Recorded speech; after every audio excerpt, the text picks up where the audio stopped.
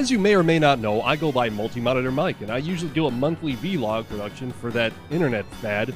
But with a new website showing off my work, I wanted to give them a little more. So I decided to put together a smaller type of thing we'll just call Multi-Monitor Mike's Arcade Recall, being the fact that I like that old feel and that old style. Not that old style. You would go into an arcade, you would walk around and maybe blow all your cash on one game or try from a few. But after that, you were done. You didn't spend weeks at home on Red Bull and no sleep trying to perfect a game just to show off how good you were online. Any other player was right next to you, playing the game with you. To start off, I thought I would touch upon a game known as Metal Slug. Back in the day, you had your more popular Capcom, Midway, Konami games in front of the arcade with whatever other flavor of the month type games, but what you'd usually find in the back would be one of these. The SNK Neo Geo 2 to 6 games in one arcade machine. I'm sure the name SNK is known nowadays. In fact, here are some of the titles that they had been responsible for the original popularity of. Often called the poor man's Capcom, but they still had one of the most expensive consoles to date. I still feel SNK had a lot to offer when it came to gaming. However, they would take censorship to a more ridiculous level than Nintendo ever could. A quick scene from Metal Slug, when it was censored, would show, instead of blood, a white liquid coming from the body of an enemy who was shot.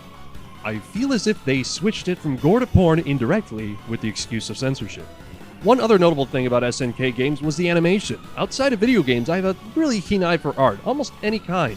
I always felt that animation was overlooked as a very valid form of art, but the amount of detail in an SNK game's animations were on par with some of the higher grade anime movies or Ren and Stimpy even. Ren and Stimpy is one of the greatest and grossest forms of art I will always recognize. Back before Polygon, such a thing would make an otherwise run-of-the-mill game seem much smoother and pleasing to the eye.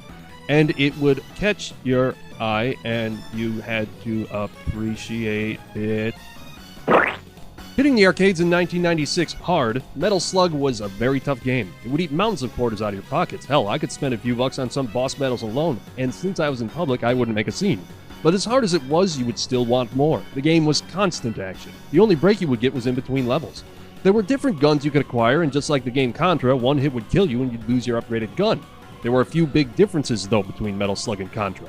In Metal Slug, you would rescue hostages as you go, who would in turn give you power-ups and points, but if you die at all, you lose all the points for them at the end of the level. There were also melee attacks, tons of level damage you could do, and different vehicles you could pilot, so I guess it wasn't totally a Contra ripoff. There have been many remakes of this game on different systems, but I still prefer the good old arcade if it can be found. It has a certain smoothness that the newer systems lack at times, and loading screens, what are those? There have been at least 5 sequels last I checked, and I would highly recommend this as a quick thing to try if you ever come across it. But I'm Multi-Monitor Mike, and Arcade Past, let's make it last. See you later.